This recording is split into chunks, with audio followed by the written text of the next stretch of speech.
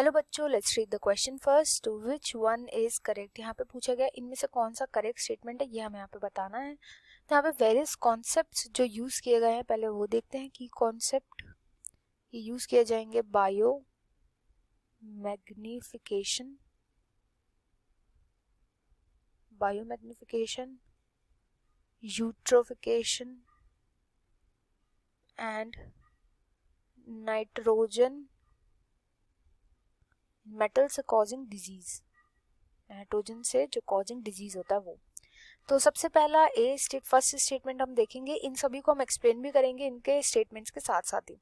सबसे पहला स्टेटमेंट बोल रहा है second law of thermodynamics result in the phenomena of biomagnification the accumulation to toxic levels in aquatic food chains of persistent biodegradable toxins such as DDT. तो ये एकदम correct statement है, true statement है. इसमें बोला गया है कि देखो बायोमैग्निफिकेशन क्या होता है. बायोमैग्निफिकेशन कि जैसे जैसे ट्रॉफिक लेवल सक्सीड करता जाता है, जैसे जैसे ट्रॉफिक लेवल बढ़ता जाता है, ट्रॉफिक लेवल सक्सीड करता जाता है, वैसे ही जितने भी न्यूट्रिएंट्स वगैरह जो होते हैं वो सब ट्रांसफर होते जाते हैं. जो भी पिछले ऑर्गेनिज्म के अंदर न्यूट्रिएंट्स प्रेजेंट होते हैं सब ट्रांसफर होते जाते हैं आगे के जो ऑर्गेनिज्म होता है उसमें. एंड इस वजह से जो भी केमिकल एक्यूमुलेटेड होते हैं, केमिकल्स जो भी प्रेजेंट होते हैं प्रीवियस लेवल वाले ऑर्गेनिज्म के अंदर, ये सब भी ट्रांसफर होते जाते हैं. एंड इस वजह से जो टर्शियरी कंज्यूमर उसमें डिजीज होने लग जाता है, उसमें डिजीज कॉज हो जाता है. क्यों? Because of accumulation of these chemicals. Accumulate होने लग जाता है, बहुत ज्यादा केमिकल प्रेजेंट हो जाता है टर्शियरी कंज्यूमर के अंदर, जिसकी वजह से डिजीज कॉजिंग होता है. तो यस, इसका एग्जांपल हो जाएगा डीडीटी. जैसे डीडीटी धीरे धीरे करके जैसे जैसे ट्रॉफिक लेवल सक्सीड करता जाता है, ये नेक्स्ट ऑर्गेनिज्म में अक्यूमुलेट करता जाता है, इसका लेवल बढ़ता जाता है, इसकी वजह से डिजीज हो जाता है.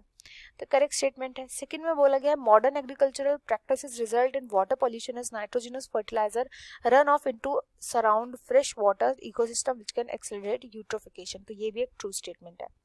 कैसे? यूट्रोफिकेशन क्या होता है? यूट्रोफिकेशन के अंदर अगर कोई भी लेक जो होती है, फ्रेश वाटर लेक, उसके अंदर यहाँ पे बोलेगा फ्रेश वाटर में जो नाइट्रोजनस फर्टिलाइजर होते हैं, तो मेन जो होते हैं नाइट्रोजन एंड फॉस्फोरस होता है. अगर किसी भी लेक के अंदर इसका अमाउंट जो है वो बढ़ गया, लार्ज अमाउंट में अगर ये प्रेजेंट हो गए नाइट्रोजन या फॉस्फोरस, तो ये अट्रैक्ट करते हैं एलजी को. अब एलजी का करेगा, न्यूट्रिएंट को यूज करके फोटोसिंथेसिस करता है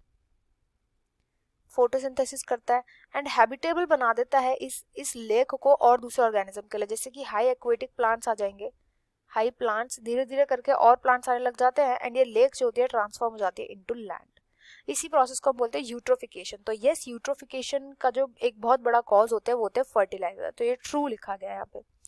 नेक्स्ट स्टेटमेंट बोल रहा है थर्ड कि blue baby syndrome results when nitrogenous fertilisers which contaminate drinking water and nitrates combine with haemoglobin within an infants red blood cells. ये भी एकदम ट्रू स्टेटमेंट है. तो देखो ब्लू बेबी का मतलब क्या होता है? हमारी जो ब्लड वेसल्स होती है, ये ब्लड जो होता है ये ब्लू कब हो जाता है? ब्लू तब होता है जब इसे ऑक्सीजन नहीं मिलता.